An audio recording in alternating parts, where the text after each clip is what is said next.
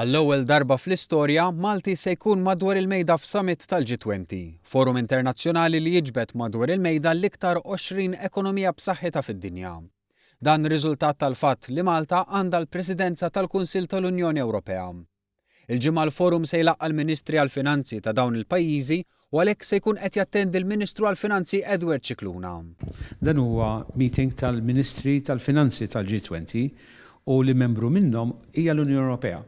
Allura aħna jiena se nkun qed nirrappreżenta l-Ministri tal-Finanzi Ewropej minn barra 19 l-oħra, għandek ir-Russja, l-Amerika, iċ-Ċina, il-Ġappun u anka hemm 3 pajjiżi Ewropej li huma l-Ġermanja, Franza u anka l-Italja.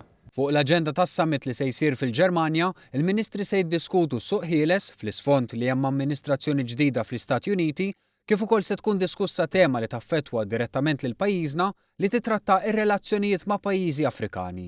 L-inizjattiva tal-Ġermanja Kumpatt jgħidulu mal-Afrika li aħna wkoll interessati u semmiħ anke l-Prim Ministru illi mal-Nord Afrika ġifieri mal-pajjiżi Arab irridu nagħmlu xi ftehim ekonomiku li jkun hemm l-investiment biex nindirizzaw il-flow, l-immigrazzjoni ekonomika, mhux qed nitkellmu fuq refuġjati issa, qed nitkellmu fuq immigrazzjoni li ħadd ma jaf kemm sa tibqa' sejra hija goffa u l-unika mod li nindirizzawha billi jkun hemm żvilupp f'dawn il-pajjiżi ħalli ma jkunx hemm ir-raġuni għalfejn jemmigraw.